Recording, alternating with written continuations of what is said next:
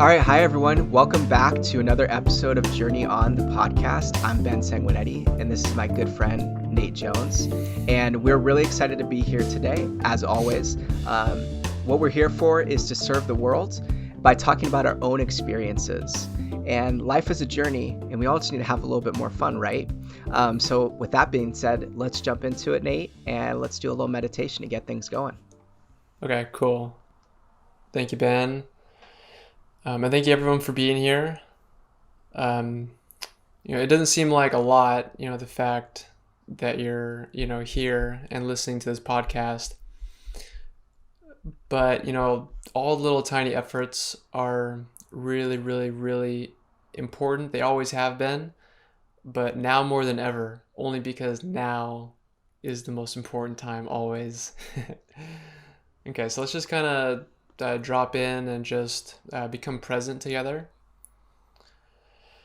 So if you're able to, let the eyes close. Right? If you're doing something currently that requires your vision, then just keep your eyes open. And we're just going to take some breaths. So, if you can, breathing in and out through your nose. And just bringing all your attention to your breath. We'll just take about 10 breaths.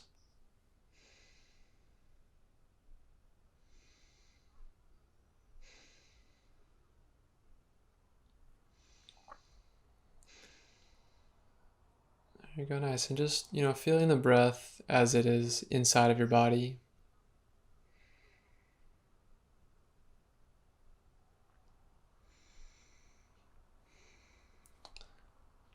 It's a really, deep and intimate way to feel the body because the breath is happening literally inside of the body, deep inside the body. So just follow the inhales and follow the exhales just to wherever the body, wants the breath to stop. And then notice the transition point. And just allow for the transition point to be slow and really smooth and gradual.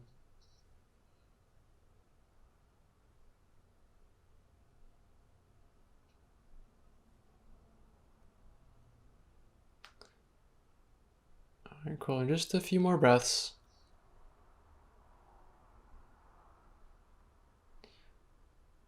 And just sensing like a really, smooth cycle of breath.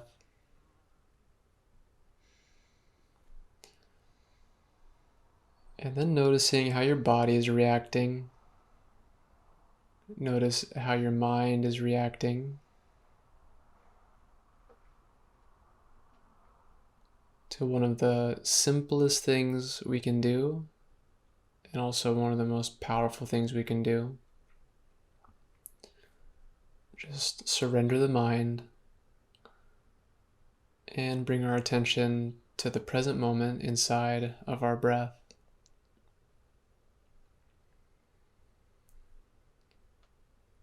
All right, then when you're ready, just take a nice, slow, deep inhale. And then breathe all the way up into your throat. So you have a full breath, ribs are open, belly's open. And then hold the breath for a moment, relax the face, relax the shoulders. And then open the mouth, and then just let the breath leave your body on its own accord.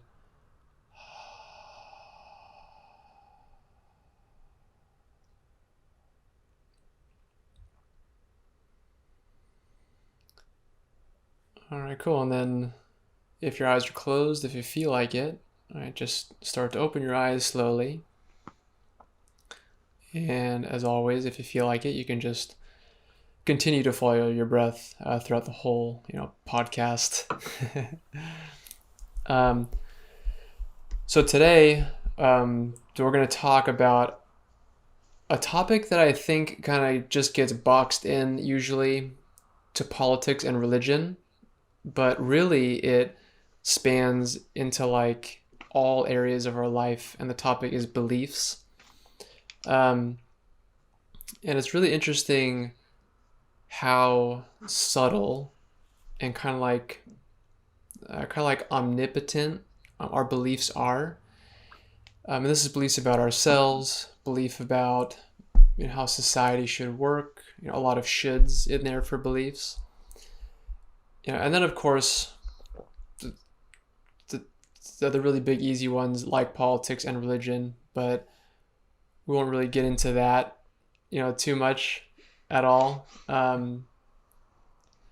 But yeah, so this is a topic that Ben and I have really, really, truly like looked at consciously, I think for the past year probably, and it just has really opened our minds. And I say that on accident, but actually perfectly, because when we let go of a belief, then we step outside of the box of that belief, because the box of a belief only allows us to experience the world inside of that box. And one of my teachers said something so amazing. Is like, we can't let truth expand inside of our belief. We have to let our belief expand and dissolve into the truth. That's perfect. Yeah. Something you were saying right there too, during the meditation, I think is perfect to go off of is surrendering your mind. And I think by surrendering our mind that our belief may not be right is a huge, it's a really hard thing to do a lot of times, right? Yeah. And, I also like what you said that we've been diving into this more maybe the past year, but this is something I still deal with on a daily basis. Oh, me too, for sure. And that's just reality. No matter what, you're going to think you're right and other people are wrong. And it's something that we're constantly battling in our heads. Yeah. And it's really hard to let go of it, especially with the way things are right now. It's really easy to think who's right, who's wrong in just the world we're living in, corona, politics, everything going on. But we need to really embrace the fact that we may not be right, and it's okay. And we've had really good conversations in the past, Nate, of just like how we think something's completely right, and then time goes by and me and you just crack up of how like wrong we were with it. And that's how, that really is, if you really look back at like, how you were as a child growing up and think of your beliefs then, and then look at your beliefs now, as a kid, like it's so much easier to let go of like, oh, that's not a big deal. Okay. But as an adult, no, that is a big deal. And that's not necessarily the right way to look at it. And what helps me now kind of set things aside is I really look at it as that my beliefs are my experiences. And it's not making or breaking me in any way. And I'm going to pass it back to you with that, Nate. Yeah, I really like that you said that, because that, to me, that points to like not calling any beliefs right or wrong, because I mean, like, so you could boil it down to maybe the only true belief is that there is no belief. But yeah, like, so we're so identified with our thinking mind. I mean, because a belief is just a thought. That's all that it is. It's just a thought. But because we're so identified with that thought, we think that that thought is that basically is part of us, and we defend it. I mean, geez, to just look at wars that having to do with politics and religion.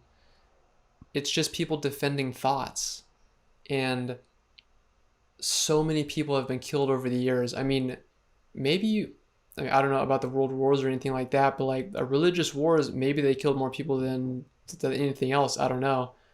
But just because we're attached to our way of looking at the world, and then like you said, that makes everyone else wrong. And there's a really great quote that by Mark Twain, and it kind of points to that's like us assuming, because like, I mean, if we're attached to our belief, it just means that we're assuming that we're right, and there's no humility there. And the being humble, true humility, that the like you said, I know I don't know. I mean, that's such a freeing thing, and it's like such a cleansing thing for the mind. I mean, that's a great mantra. I know I don't know. I know I don't know. If you're feeling anxious about something in the future, just to become aware that you're playing a story in your head that you're assuming is right, and you're assuming is going to happen. If you just like said, I know I don't know how it's going to turn out, I really have no idea, then you at least create a little bit of space for something new to come in. But if you're holding on to this idea that you have, then I mean, it's kind of like you have like this airtight, waterproof box of belief that you're in, and nothing else can get in. I mean, the quote by Mark Twain is so cool, and like I'll kind of paraphrase it, but he says, "It ain't what you don't know that gets you in trouble. It's what you know for sure that just ain't so." So I'll say that again.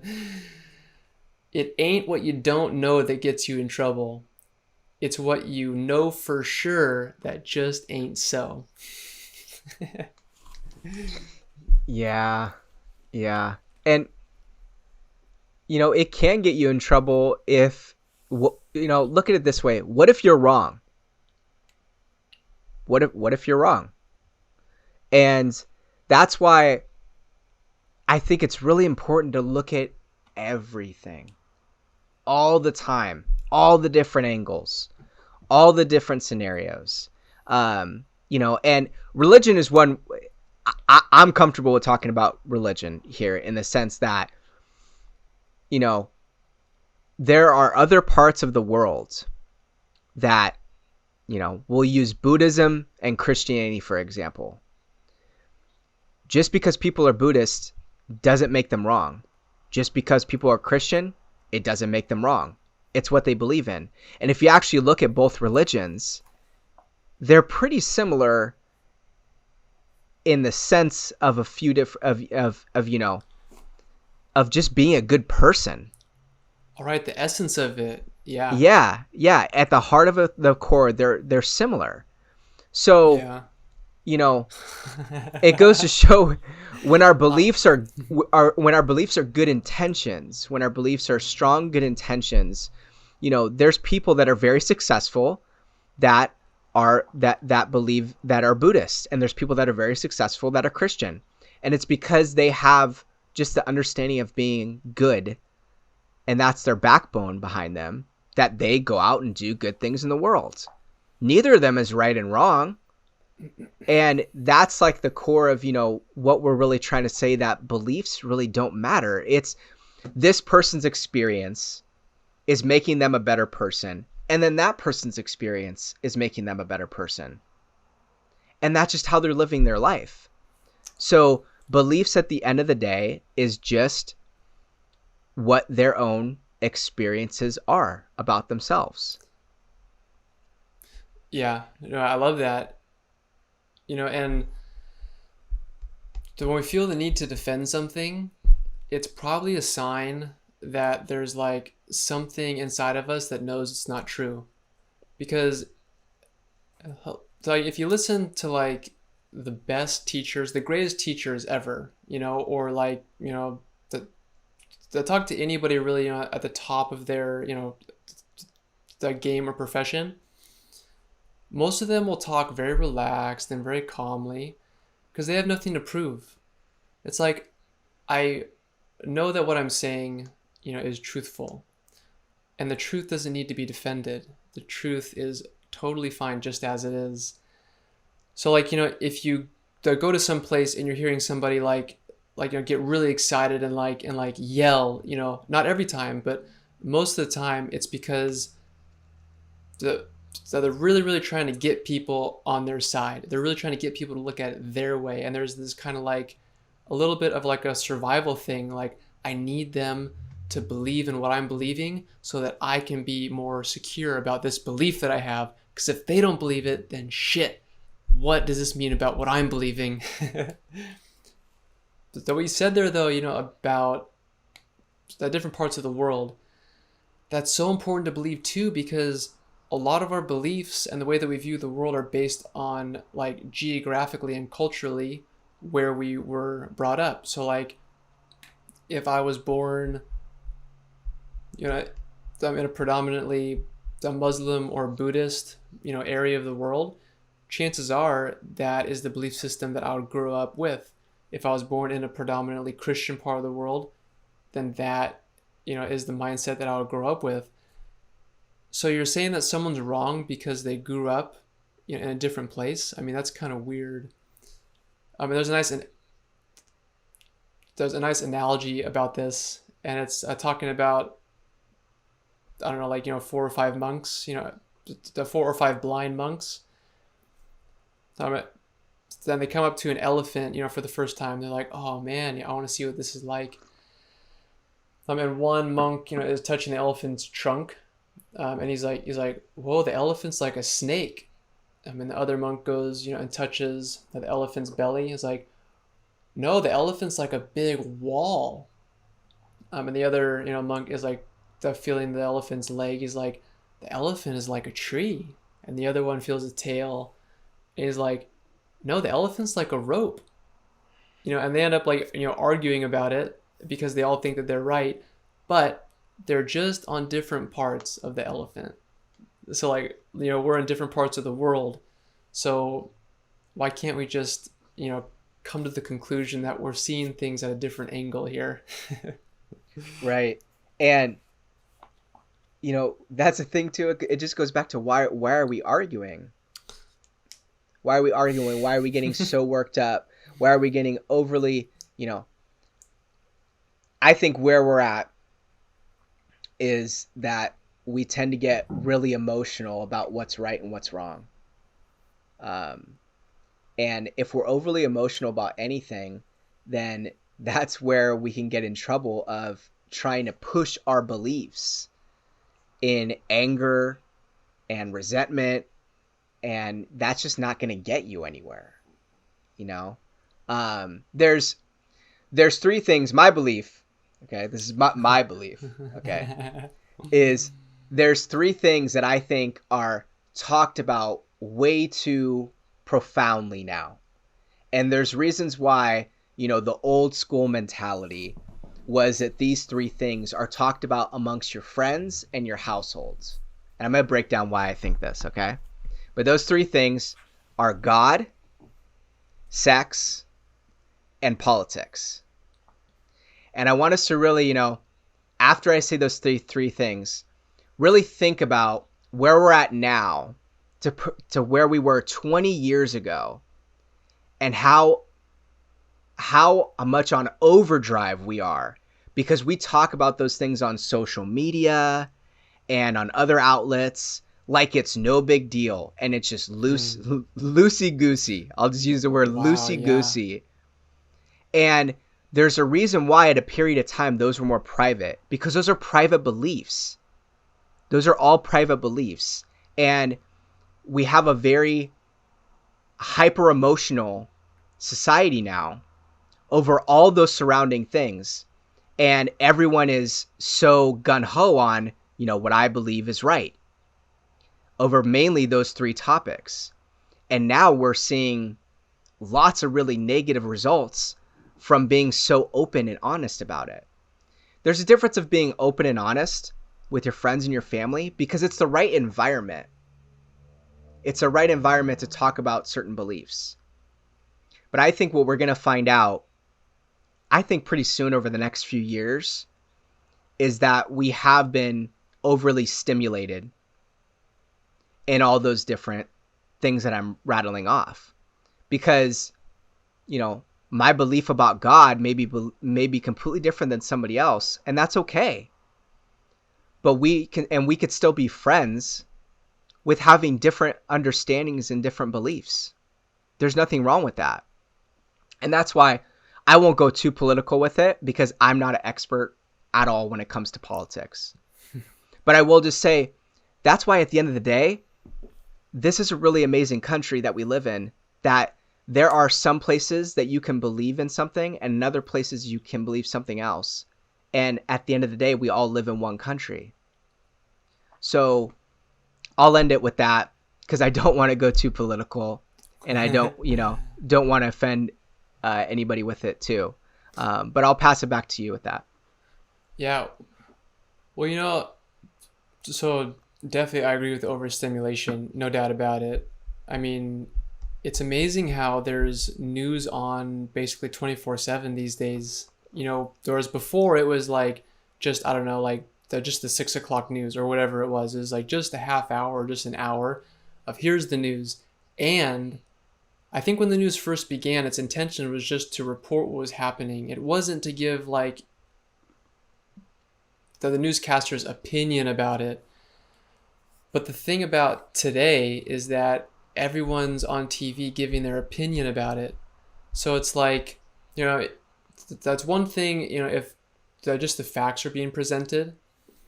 But it's another thing when people are up there just trying to prove their point.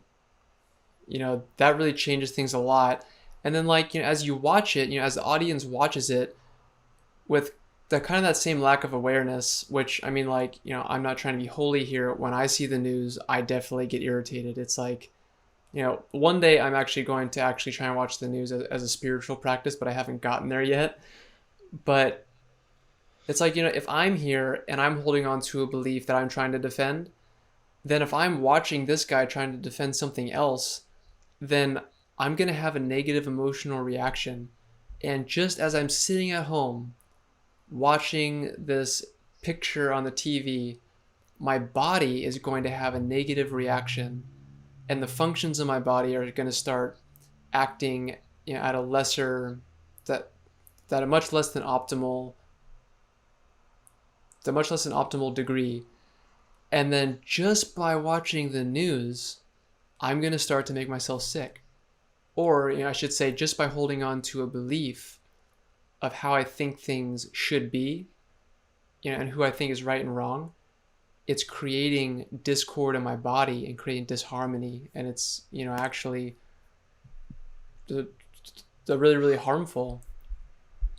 And that goes back to one of the most important points, I think, is that everything you believe becomes true for you. And just as like an easy example, for this, what the great quote, I don't know if it was Confucius or Henry Ford, but it was the man who thinks he can and the man who thinks he can't are both right.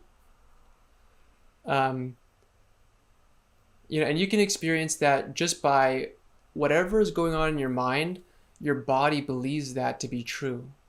So what's happening in your mind is the only reality for your body.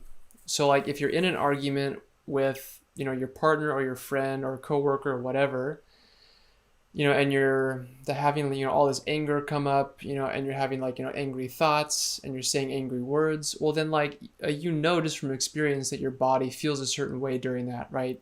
That the heart rate goes up, you feel tense, and your body gets ready to either run away or fight. It's just the reaction that this physical animalistic body has. But if you walk away from that argument and then all throughout the day you're replaying it in your head, your body is literally still preparing you for the fight because that your body thinks you're still in the fight. And I'm sure that you've had this experience and the other way too. If you were guided through a beautiful visualization meditation, or if you're just daydreaming about some amazing memory of your life, you'll notice that your body calms down and you feel more relaxed and open. So just on the really, really most basic level, whatever you believe becomes absolutely true for your body.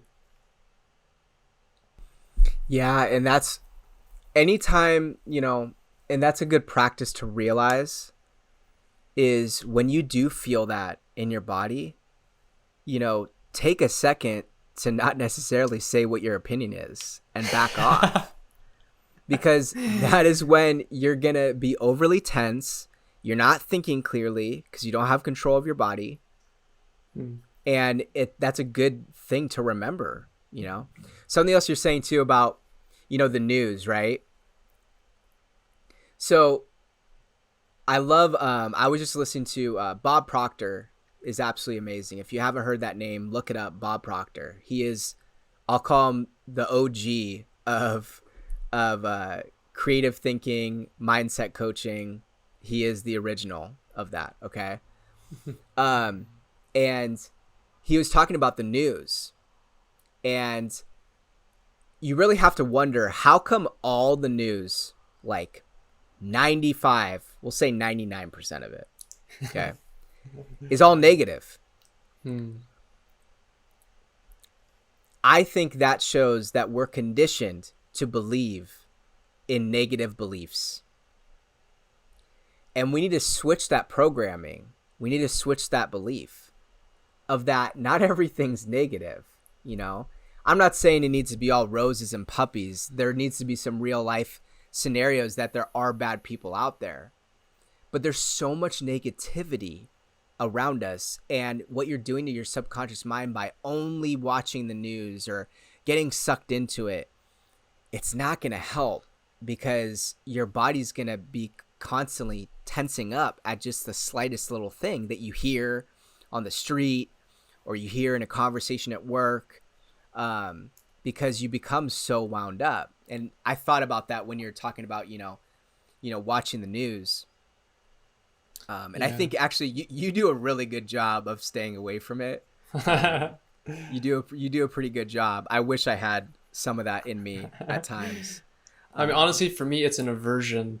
I don't do it because honestly, I'm afraid to watch the news. Like, get that away from me. So. Yeah. But I will get to a point too. For me, I just shut it off. You gotta give yourself a break. You gotta shut it off. Yeah. But like you said, don't just pretend like the world is this like fairy tale place. Be aware, of what's going on. Like, be aware of the safety precautions that you need to take just to be realistic, and be aware, of the current state, of the whole racial interaction thing is right now in this country. But you don't need to dwell on it and keep your mind focused on that, because also whatever you focus on becomes bigger and bigger and bigger and bigger. It becomes more present in your mind.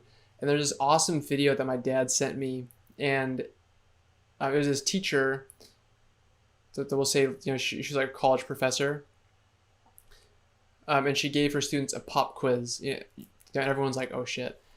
And they gave them a plain white piece of paper with one black dot right in the center of the paper.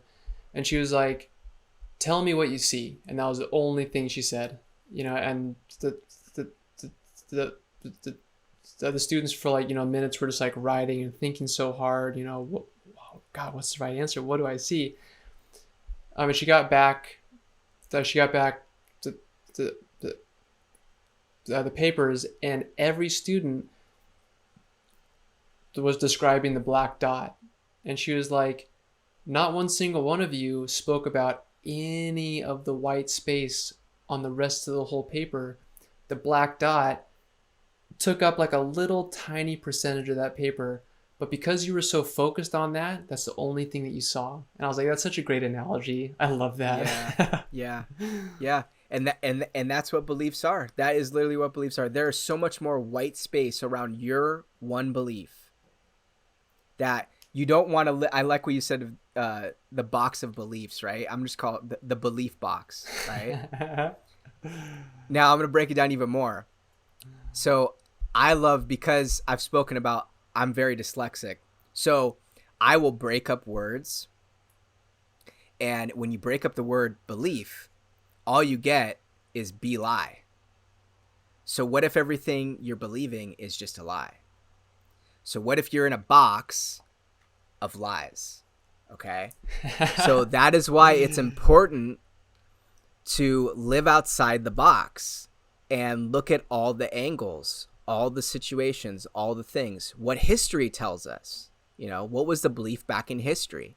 And I'll go back to, this is such a crazy world that we live in a crazy time that we really have to think about. Not that long ago was World War II. Yeah. And people didn't treat one another like this during World War II. And there was even way more depression, famine. People had to store way more food in their basements. There wasn't food readily available like there is now in grocery stores. People would grow things. People would trade with one another. And people took care of each other at the end of the day. Through a war, through a straight up war, people did that. And we all seem to just literally forget that. During all this, there was this one video that I saw that literally broke my heart. And it was during Italy, because Italy got hit first over this pandemic, right? Or they were one of the first places that got hit really bad. And everyone's in the grocery store, running through everything, grabbing what they can, just panic mode.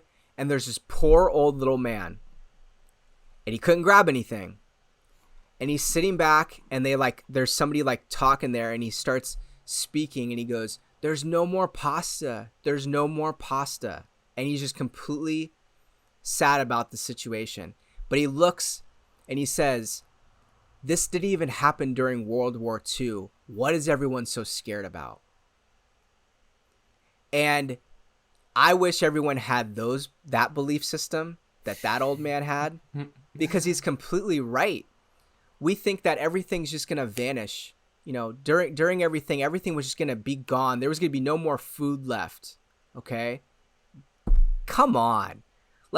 There's food all over the place that has to be. There is food in warehouses all over.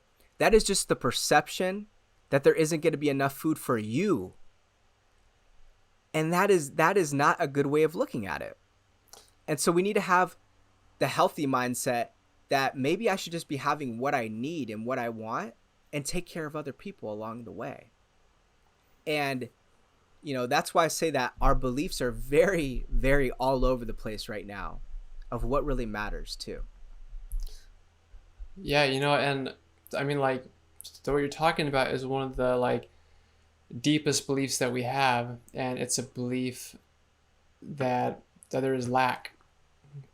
That the belief that we're not enough, that we will never be good enough, that we don't have enough with what we have right now, that we won't have enough in the future. So if we have that belief that we are lack and that we are in lack and that the whole world is lack, well then that's how we're going to act. We're going to act out of lack.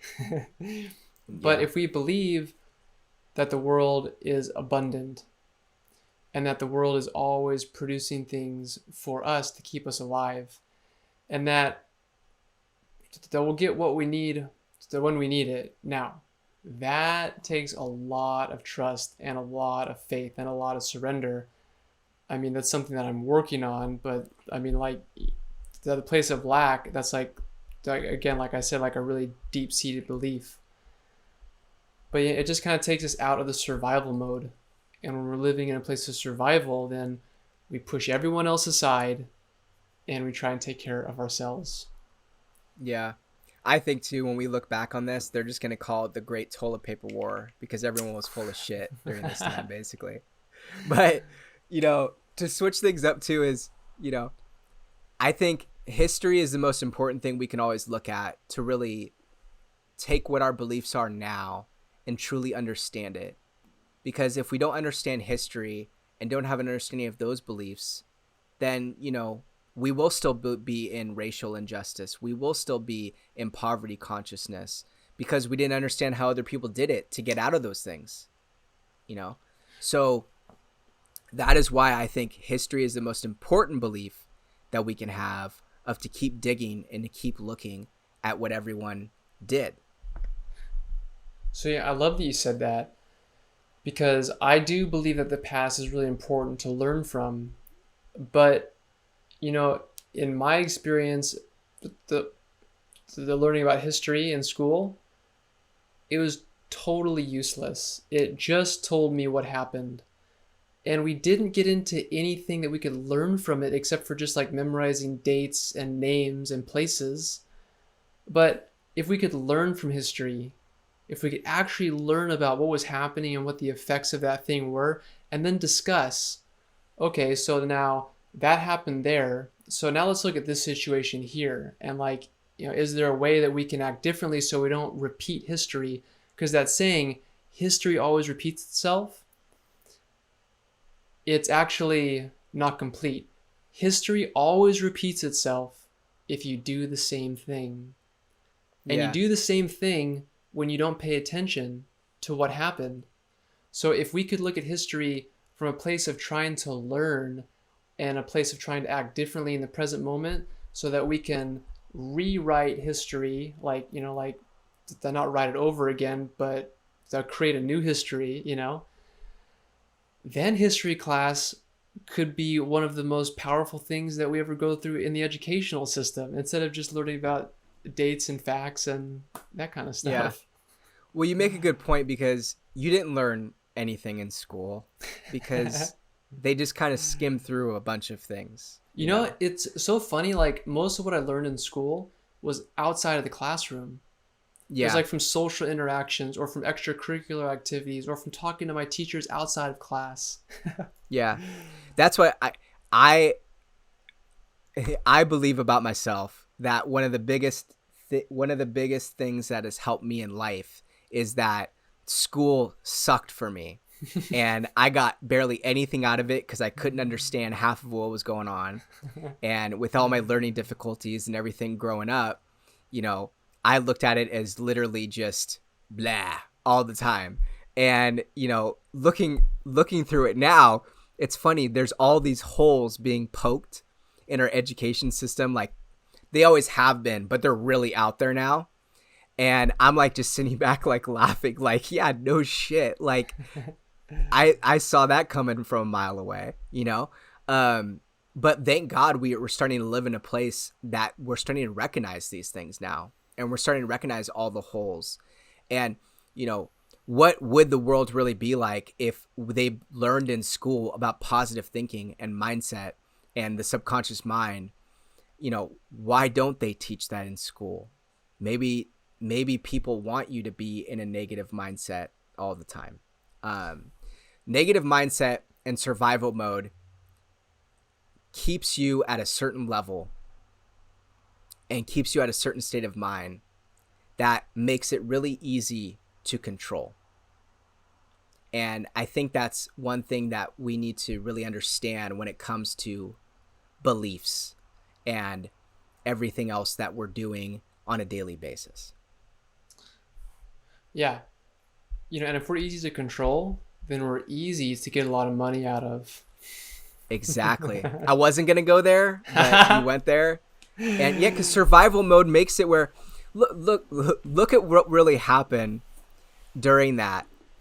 All the grocery stores, all the big companies, all their revenue went straight up because we panic bought, and we're still panic buying like, there's no tomorrow. Okay? So there's something to be said about that. I won't go too deep into that. I'll back off onto that quite a bit. And yeah, I'll stop myself there.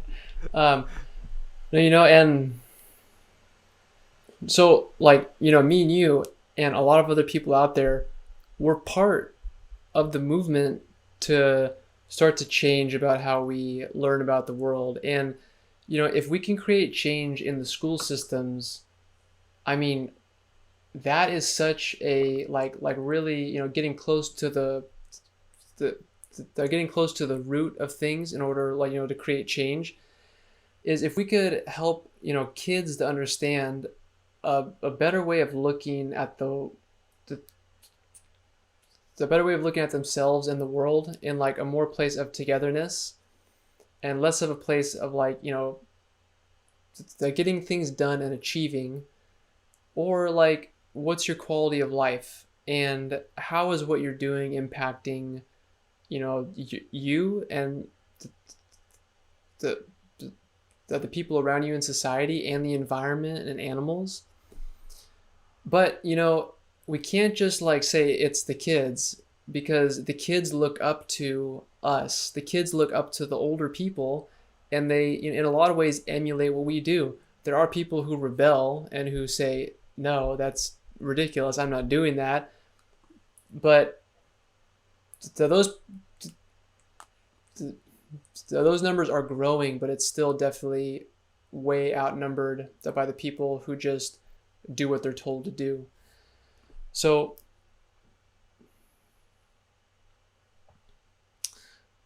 yeah, I mean, a lot of it is just like, not just like, throw all your beliefs out the window. Although, I mean, I'm not going to recommend that, but it's worth a try, I guess.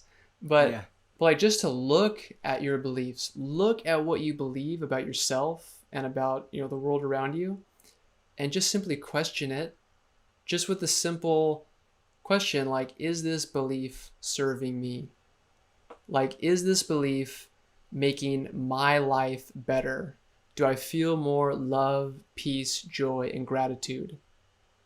Does this belief help me to serve the world? Does this belief help me to spread peace, love, joy, and gratitude? And, just simply question it. Because if you never look at it and you never question it, then you're probably never going to be able to let go of it, assess it, and change it. Yeah. Yeah. And I really do believe that all of this, when it's all said and done of where we're at in society, I do believe we're stepping into a new golden age of what education will be like, society will be like, all of it. And, obviously we know education needs to change. The fact that we're still stuck in classrooms all the time just blows my mind. When we live in a place like California, that like we could be outside like 6 months out of the school year, and there's just so many little things like that I think we're going to see change over time, especially by the time we're really old and still talking about this in the podcast. We're going to be looking back at this episode and being like, dude, these guys called that's crazy. But one belief that always blows my mind that I wanted to share when it comes to the aspect of like religion, of why we're not necessarily, thinking the right way. Okay. And I go back to, Christianity isn't wrong. Being Hindu isn't wrong. None of it's wrong. It's just what you believe in. But I personally really love the teachings of Jesus. I believe Jesus was Me too. an ascended master, just like the Buddha was, and a lot of other ascending masters. Okay. And if you ever Google that one later, ascending masters, it'll blow your mind. Okay. So if we really look at what Jesus was teaching, okay, there's a few things that I'll point out. Jesus didn't teach from the Bible. He wasn't a Christian. So there's something to be said about that. Yeah, and Buddha wasn't a Buddhist. And Buddha wasn't a Buddhist. All right. So Jesus taught about love. And if you really break down, he was teaching about consciousness in your mindset. Because when he's saying, I am the way and the truth and the light, you're not supposed to worship Jesus. So when he's saying, I am the way and the truth and the light, that's because he believes in himself being the way, the truth, and the light. And I believe that all of us have the ability to do so. And that's what he means by teaching about love and being good to one another. And like I said, I will continue to say, he did not teach from the Bible. The Bible was written about him. So do we want to live our day with believing in only one different thing and believing in, just this book, just that book? Or do we want to write the book or have somebody else write it about us? And that is the mindset that we need to be taking onto this world that we're living in right now. Yeah. I love that you brought the teachings of Jesus. I don't know if we've brought that up yet in this podcast, but yeah, I love, because I grew up under the Christian faith and it never really felt that great. And when I was about like 19, I was like, no way, no thank you. And then when I got back into spirituality and I heard, teachers that are just talking about truth, they would talk about Jesus almost more than anybody. And these are like people from the East. And I thought, interesting. Why are they talking about Jesus? Because I wasn't raised with the belief that anybody outside of Christianity that would believe in Jesus, I don't want to say believe in Jesus, but like that would love him, because I was brought up with the belief that it's Jesus and everything else is wrong, and that's kind of scary. But yeah, he said, I am the way, I'm the truth, I'm the light. And he wasn't talking about his personal body, Jesus. He was talking about Christ. Christ consciousness, the same thing as Buddha consciousness, Krishna consciousness, pure consciousness, whatever. But he said all throughout the Bible, and the kingdom of God is within you, and the kingdom of heaven is within you.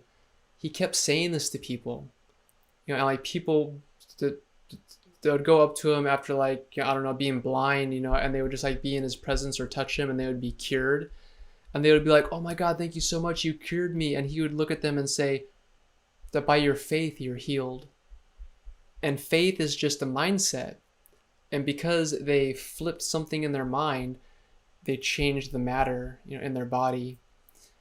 And like, that Jesus said God and he said heaven. But I mean, in a lot of languages, heaven and sky are actually the same word. And so when he said heaven, he was just pointing to the sky, trying to make the point that there's this place within you that is as open as the sky. Everything can fit inside of the sky, but you can't go and like hold on to the sky and box it up. It's something that's just there. It's a concept for something that we're aware of.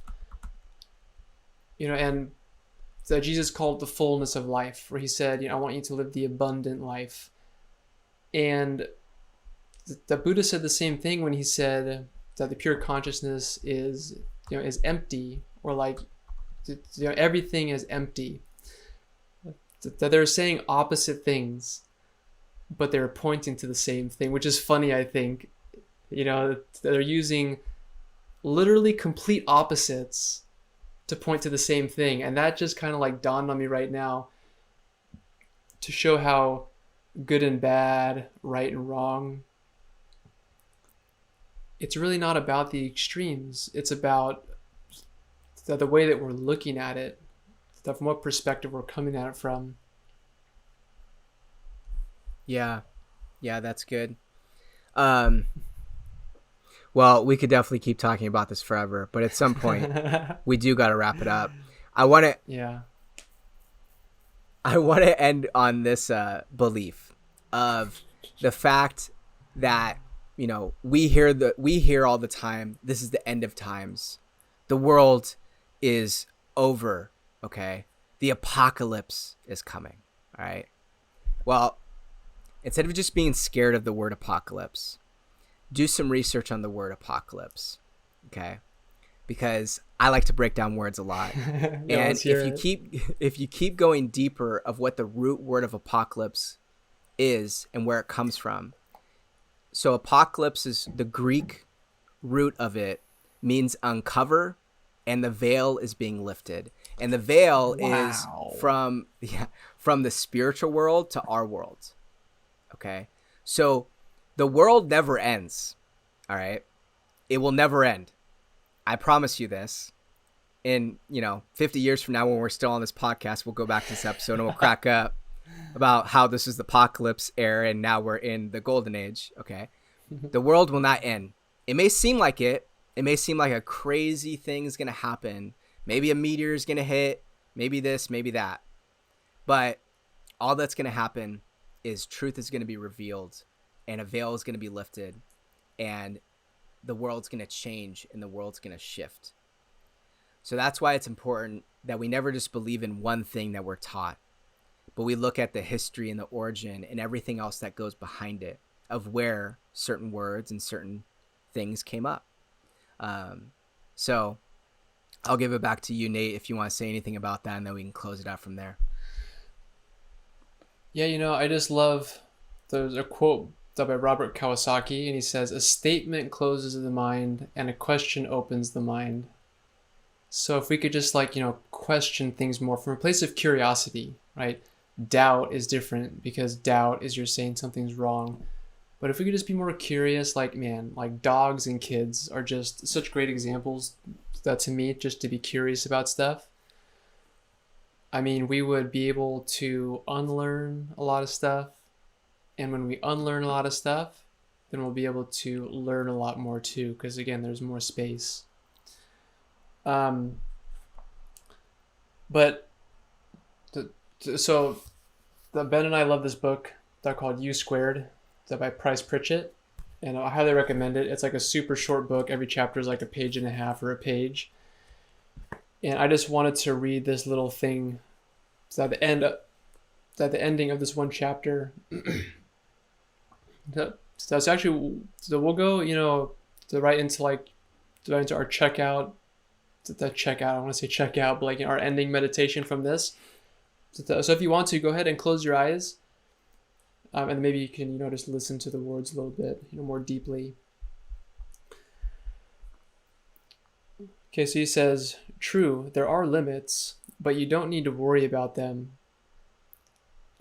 That your real limits are far beyond your artificial mental boundaries. That the real limits won't box you in. But the false ones you're carrying around in your mind are a self-imposed prison. So how do you break out of that jail? Through surrender. You have to forfeit some of your old beliefs and sacrifice some of those sensible thinking patterns. So-called common sense can be a curse that puts a ceiling on how far you reach or how high you fly. The U², that the quantum leap strategy is based on uncommon sense. All right, so go ahead and just take a couple deep breaths.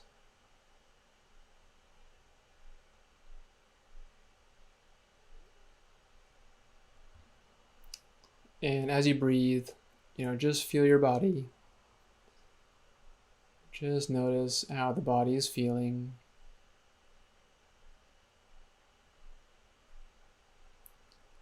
Maybe you can, feel how the heart is beating.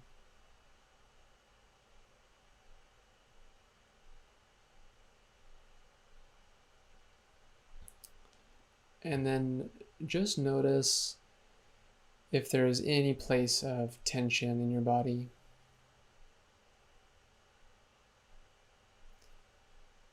And once you notice it, then, just, hold your attention there for a moment or two, a breath or two.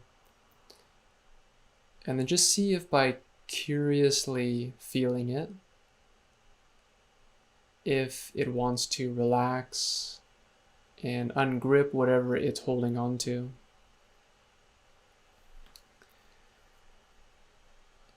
When the body is holding on to something, it's usually a result that the mind is holding on to something.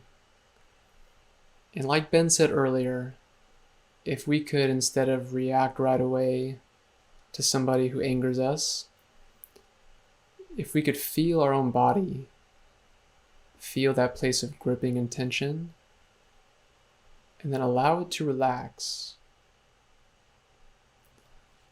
you'll come back into the situation with a completely different mindset, actually a completely different state of being. And so just take a couple more breaths, just continuing to allow your body to relax and to soften and to melt.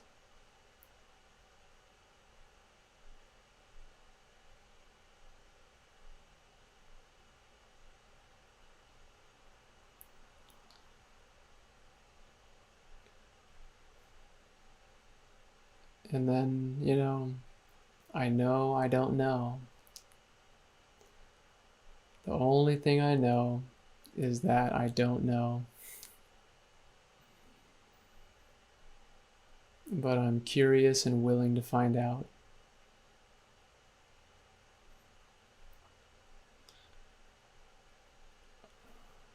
right, everyone. Well, thank you so much for being here, for listening. Ben, as always, thank you so much for taking the time out of your busy day. You have like so many things going on. I'm amazed, the it's amazing like what you do, and you still keep your sanity and your energy and your love. So thank you so much for making time for me again. It was awesome to talk to you. Thank you, brother. And thank you for everyone that was listening today. I'll end on this. Believe in yourself. Enjoy the experiences along the way, because that's the fun part of the journey. So thanks, everyone.